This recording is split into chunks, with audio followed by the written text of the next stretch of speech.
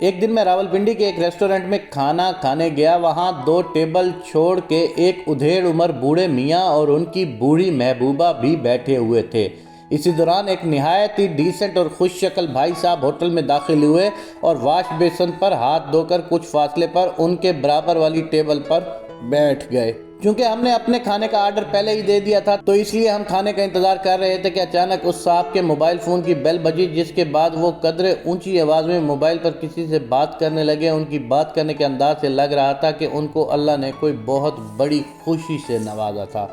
اور پھر موبائل پر بات ختم کرنے کے بعد وہ وہاں پر موجود سب لوگوں کو مخاطب کرتے ہوئے بلند آواز میں بولے، خواتین و حضرات، آج میں بہت خوش ہوں۔ اللہ نے مجھے بیٹا عطا کیا ہے اور اس خوشی میں آپ سب کو مٹن کڑھائی کھلاؤں گا۔ میں اپنی جگہ سے اٹھا اور آگے جا کر انہیں مبارکباد دی اور کہا، بھائی ہم نے تو اپنے کھانے کا آرڈر پہلے ہی دے دیا ہے۔ یہ سنتے ہی انہوں نے کہا، اچھا چلو کوئی بات نہیں، اس خوشی میں آپ کے کھانے کا بل میں ادا کروں گا۔ اور پھر انہوں نے وہاں پر موجود باقی سب لوگوں بشمول ان بوڑھے میاں جی اور ان کی بڑھیا کے لیے مٹن کڑھائی کا آرڈر کیا اور سب کا بل ادا کر کے اپنا کھانا کھا کے خوشی خوشی چلے گئے۔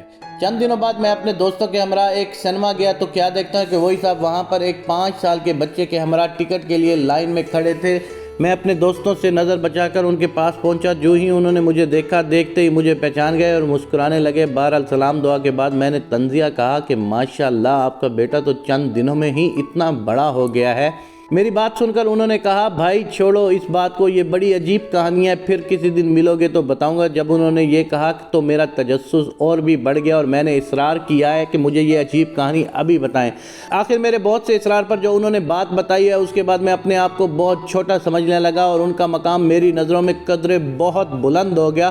دوستوں، انہوں نے بتایا اس دن جب میں ریسٹورنٹ میں داخل ہوا تو ہاتھ دھونے کے لیے واش بیسن کی طرف گیا تھا اور وہاں ہاتھ دھوتے وقت میں نے ان دونوں بوڑھے میاں اور اماں جی کی باتیں سن لی تھی۔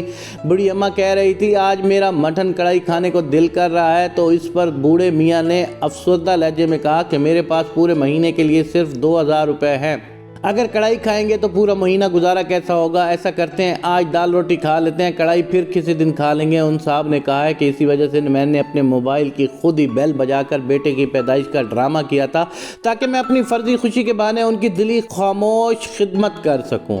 میں نے کہا، تو بھائی آپ صرف انہی بزرگوں کو پیسے دیتے، آپ نے خواہ مخواہ باقی سب لوگوں کو کھانا بھی کھلایا ہے اور ان کا بل بھی ادا کیا ہے؟ تو انہوں نے جواب دیا، ایسا کر کے میں ان بزرگوں کی عزت نفس مجروح نہیں کرنا چاہتا تھا۔ کسی کی مدد کرو تو ایسے کہ ایک ہاتھ سے دو اور دوسرے ہاتھ کو پتہ تک نہ چلے۔